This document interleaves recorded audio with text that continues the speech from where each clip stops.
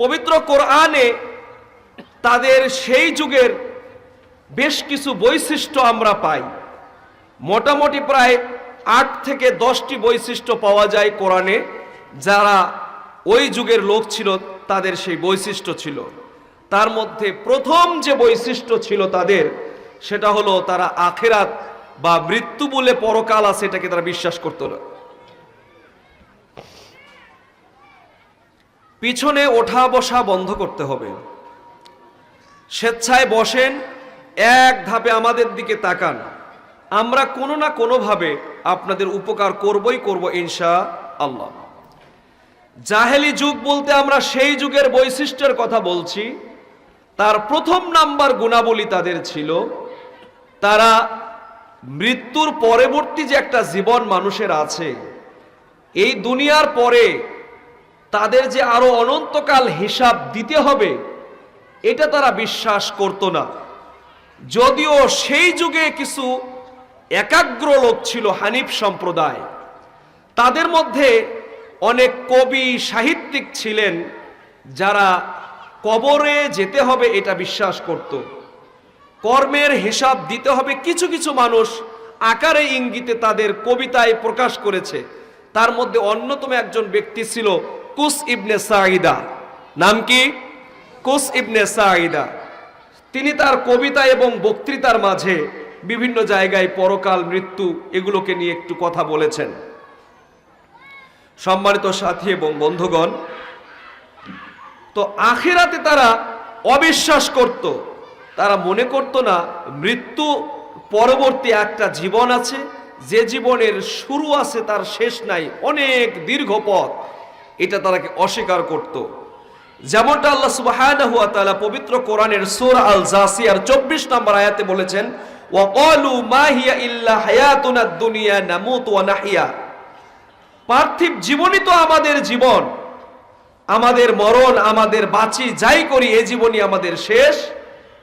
এরপরে ওমা ইউহলিকুনা ইল্লাদ দাহার, সময় বা যুগ কালই আমাদের ধ্বংস করে দেয়, এছাড়া আমাদের কিছু নাই।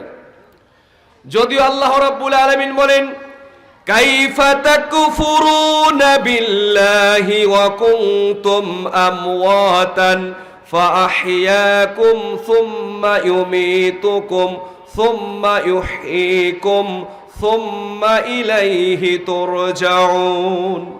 যদিও কুরআনুল কারীম বলছে, আল্লাহ রাব্বুল আলামিন বলছেন, কাইফা তাকফুরুনা বিল্লাহ, তোমরা কিভাবে মৃত্যুকে অস্বীকার করছো, ওয়া কুনতুম আমওয়াতান, অথচ তোমরা ছিলে মৃত।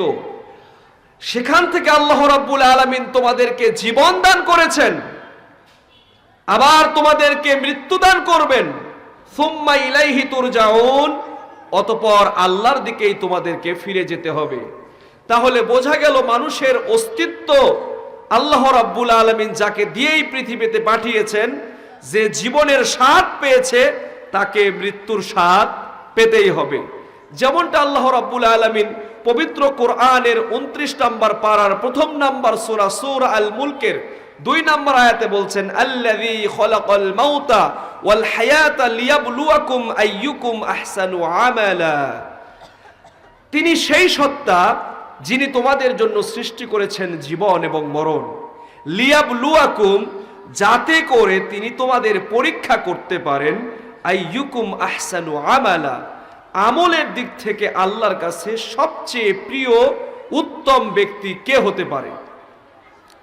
এই আয়াতগুলো প্রমাণ করছে মানুষের মৃত্যুর পরে আরো একটা জীবন আছে।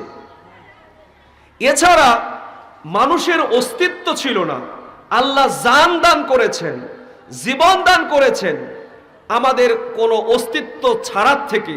তার প্রমাণ পাবেন সূরা আদ-দাহরে, হাল আতা আলাল ইনসানি হিনুম মিনাদ দাহরি লাম ইয়াকুন শাইআন মাযকুরা। মানুষের জীবনে কি এমন একটি সময় আসেনি যখন তার উল্লেখযোগ্য কোনো পরিচয় ছিল না? ভাই একটু আওয়াজ দিয়ে কথা বলতে হবে। আপনার আমার মায়ের গর্ভে আসার আগে কোনো অস্তিত্ব ছিল?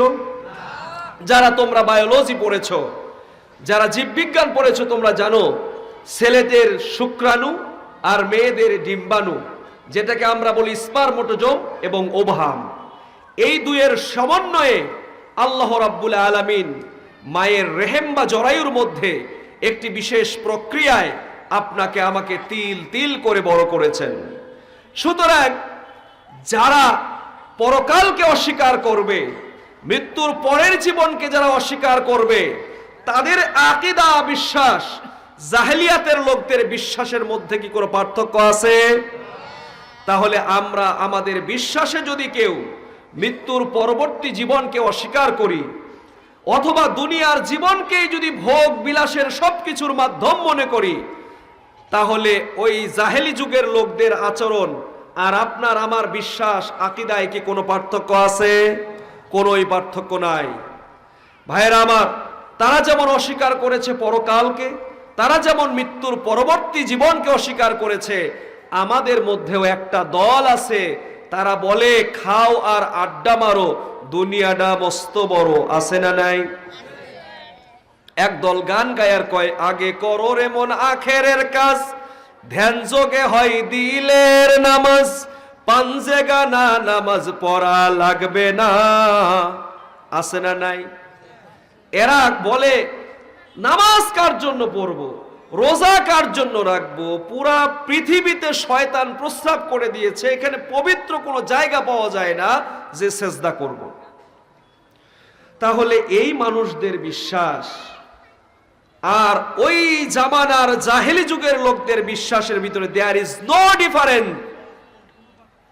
এই জামানার লোক আর ওই জামানার লোক, তাহলে আকীদার দিক থেকে যদি কোনো মুসলমান মৃত্যুর পরবর্তী জীবনকে অবিশ্বাস করে, তাহলে জাহেলি আচরণ তার ভিতরে অনুপ্রবেশ করেছে কি করে নাই? যারা পুঁজিবাদী অর্থনীতি করে, যারা ভোগবাদী জীবন যাপন করে, যারা সন্ন্যাসী জীবন যাপন করে, তারা বিশ্বাস করে দুনিয়ায় খাও আর আড্ডা মারো, মৌজ করো, এটাই জীবনের শেষ সীমানা, মৃত্যুর পরে আর কোনো হিসাব হবে না। সুতরাং এইরকম ভ্রান্ত আকীদা বাংলাদেশে মুসলিম নামধারী কিছু মাজার পূজারী, কবর পূজারীদের মধ্যে রয়েছে। তারাও নিজেদেরকে দাবি করে আমরা মুসলমান। তাহলে এই লোকগুলো যদি মুসলমান হয়, তাহলে অমুসলিম হবে কে? সম্মানিত সাথী এবং বন্ধুগণ, আল্লাহ সুবহানাহু ওয়া তাআলা বলেন, ওয়াকালু মা হিয়া ইল্লা হায়াতুনাদ দুনিয়া নামুতু ওয়া নাহইয়া। এরা বলে আমাদের দুনিয়া শুধু জীবন আর মরণ, এখানেই সব, আমাদের এর পরে আর কিছু হবে না, দুনিয়ার জীবনই সবকিছু। সুতরাং কোন মুসলমানের মধ্যে যদি এই আকীদা, এই বিশ্বাস থাকে, তাহলে সেও জাহেলিয়াতে ঢুকেছে। এই বিশ্বাস থেকে মুসলমানকে ফিরে আসতে হবে।